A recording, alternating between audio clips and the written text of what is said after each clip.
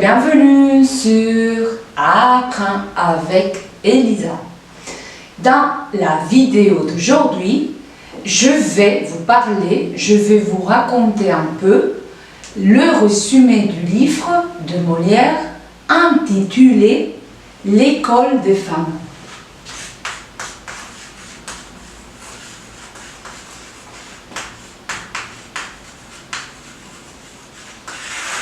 L'école des femmes, c'est une pièce de théâtre, c'est une pièce théâtrale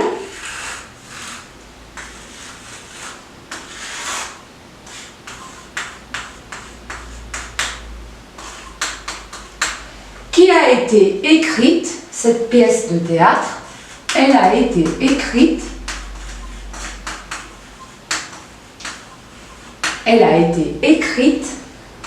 au XVIIe siècle.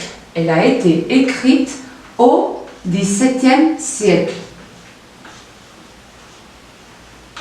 C'est une pièce de théâtre classique. Et elle a été écrite, et cette pièce de théâtre a été écrite par Jean-Baptiste Poquelin,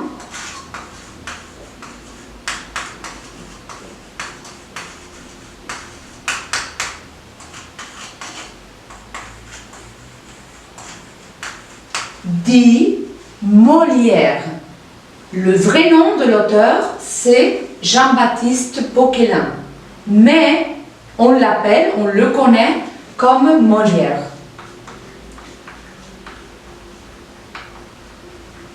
Molière, c'est un écrivain français du XVIIe siècle qui est né et qui est mort à Paris. C'est un écrivain parisien. Et il est français. Il n'est pas espagnol, il n'est pas brésilien, il n'est pas américain, il n'est pas italien, il n'est pas vietnamien, mais il est français.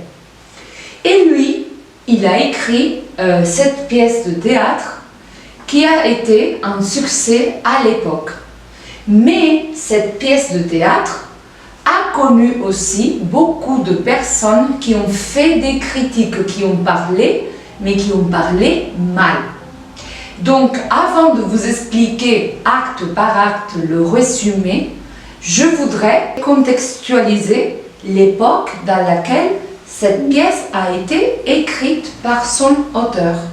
Et donc, nous sommes au XVIIe siècle, et à cette époque-là, la femme, c'est un objet de moquerie. Cela signifie que on se moque des femmes. Donc, les femmes sont souvent ridiculisées et c'est parce qu'on se moque d'elles. Donc, à l'époque, on pense qu'il faut ridiculiser les femmes. Il faut rire, il faut se moquer des femmes. Et on pense que plus une femme est bête, plus une femme est idiote, mieux ça va se passer pour l'homme. Donc les hommes de l'époque veulent que la femme soit quelqu'un de sot, soit quelqu'un de idiot, soit quelqu'un de ignorant. Parce que le contraire, être intelligent, ne pas être idiote ni stupide et ne pas être ignorante signifiait à l'époque, était la même chose à l'époque qu'un danger. Donc on considérait que si une femme, au lieu d'être bête, si une femme, au lieu d'être idiote, on pensait que si une femme, au lieu d'être ignorante, était le contraire, on pensait que si les femmes étaient intelligentes, qu'elles connaissaient la société, la réalité dans laquelle elles vivaient et qu'elles n'étaient pas des idiotes,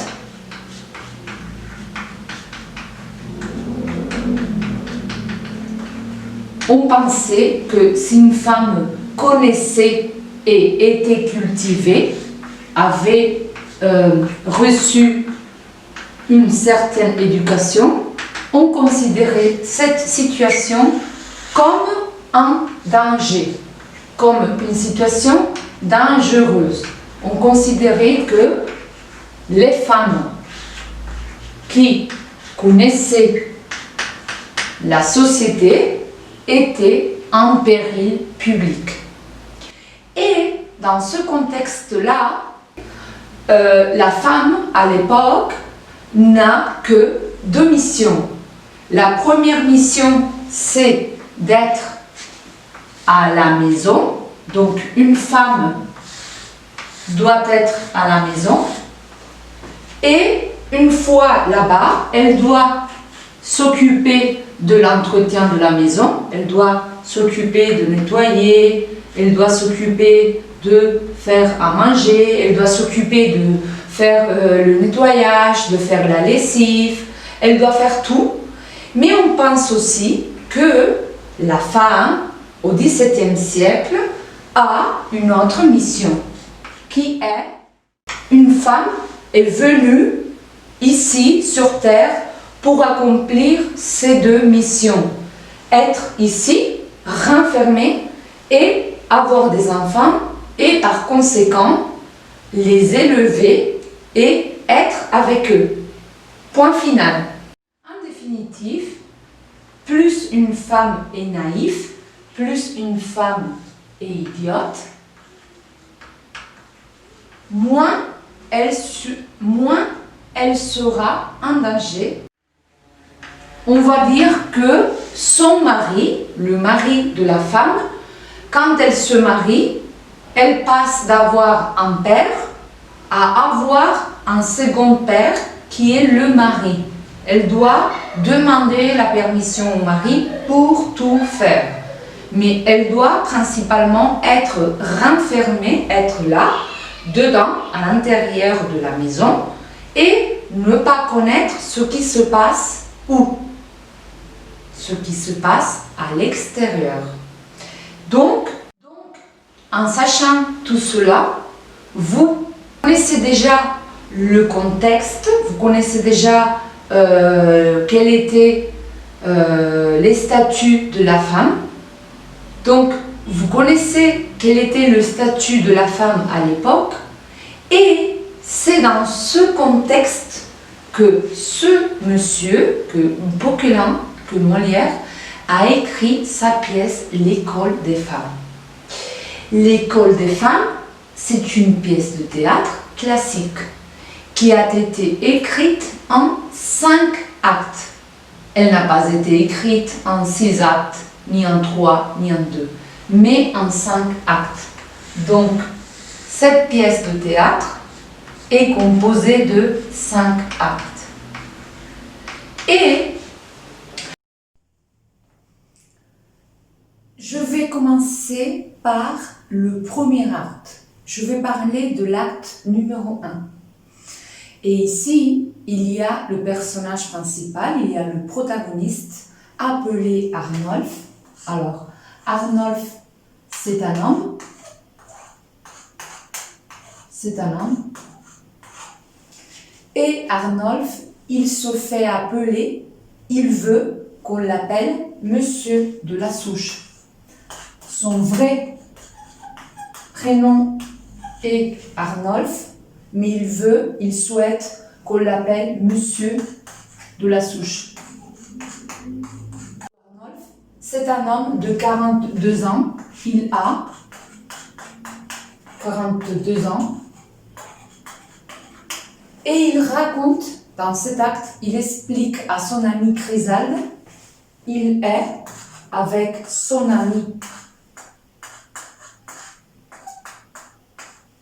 Chrysalde, il s'appelle Chrysalde. Il explique à Chrysalde, il lui explique qu'il veut épouser une jeune fille. Il lui explique qu'il veut se marier à une fille de 17 ans. Alors, son ami Chrysalde ne comprend pas très bien pourquoi Monsieur de la Souche voudrait-il épouser une fillette. Lui, il ne comprend pas, il est un peu étonné que son ami souhaite se marier à une fille si jeune. Mais Arnolphe, qui se croit très intelligent, il explique à Chrysalde pourquoi voudrait-il épouser une fille. Et il explique que il y a Agnès qui est la femme, la fille. Il y a Agnès.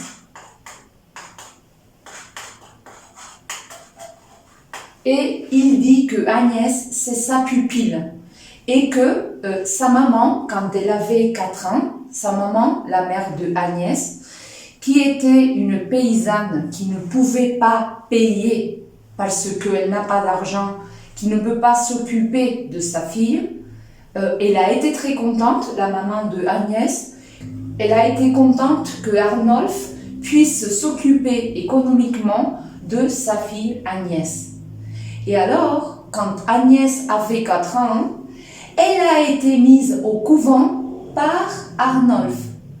Elle a été mise au couvent. Donc, elle a été au couvent quand elle avait 4 ans. Et elle a vécu là-bas de 4 ans à 17 ans. Un couvent, c'est un lieu religieux où il y a, dans ce cas-là, il y avait des sœurs qui y habitaient. Et Arnolphe s'est chargé de demander aux sœurs du couvent, donc au couvent, il y a des sœurs, et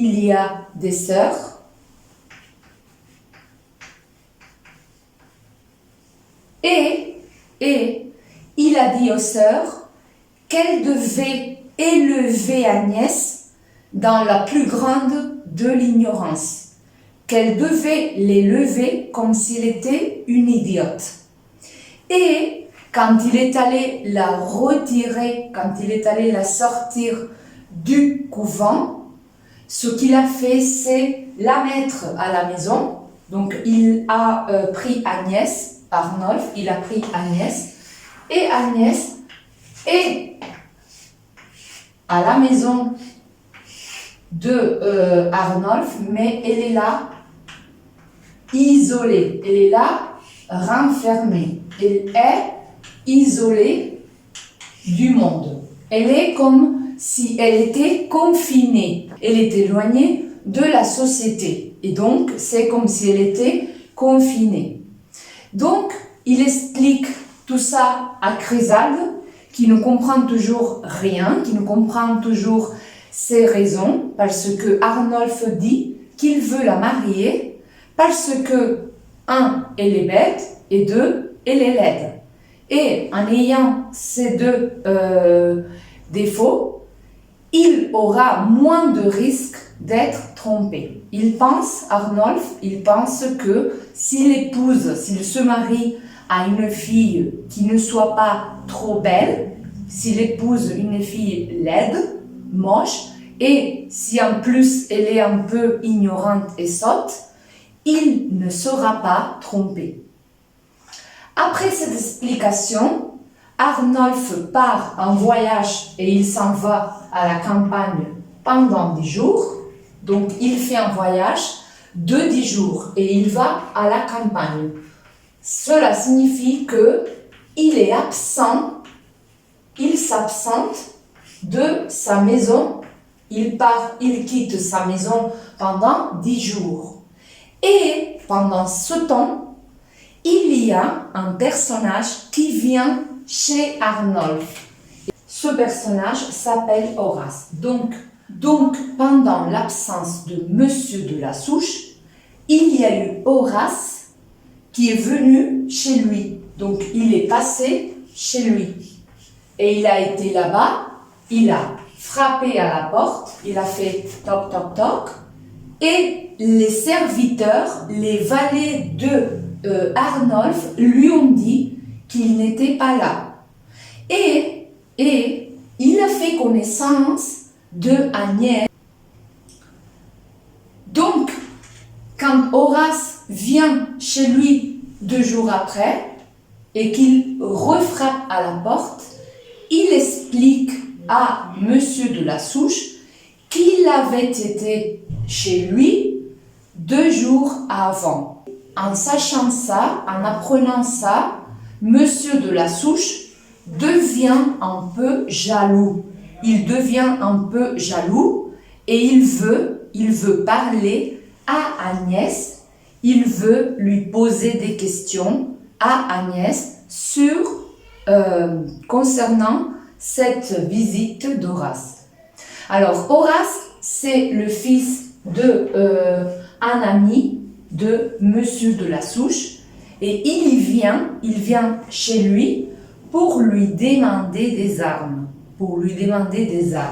Il a besoin de 100 pistolets. Il lui demande des armes. Et il y vient avec une lettre de son père qui s'appelle Oronte. Donc, Horace est le fils de Oronte.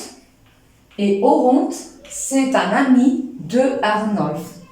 Arnolphe et Oronte sont des amis qui ne se voient pas depuis beaucoup de temps, qui ne se voient pas depuis longtemps, mais comme ils sont des amis, Arnolphe va lui rendre le service de lui donner les armes.